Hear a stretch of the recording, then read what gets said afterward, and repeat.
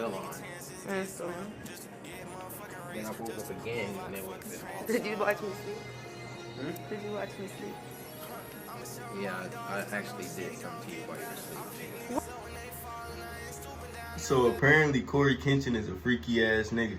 Mind you, this is the internet. A lot of shit ain't what it seems. Could have been sniffing them toes or grabbed a butt one time. We don't know what he did while he was sleeping. He didn't say he crushed it. And then I tried going on YouTube, watch videos to get niggas' opinion on it. And the first video I click on, niggas say he ain't never watched Corey Kenshin a day in his life. I've never watched Corey Kenshin, so I really don't have a dog in this race, so like... Fuck am I coming to you for? Man, delete your video.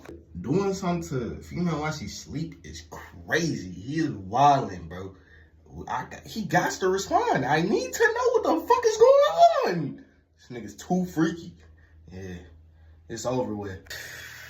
More of the story is, I'm still gonna watch Corey Kenshin, and y'all gonna stop thinking what y'all did. Man, please like and subscribe, cause we on the road to 100K. Let's go.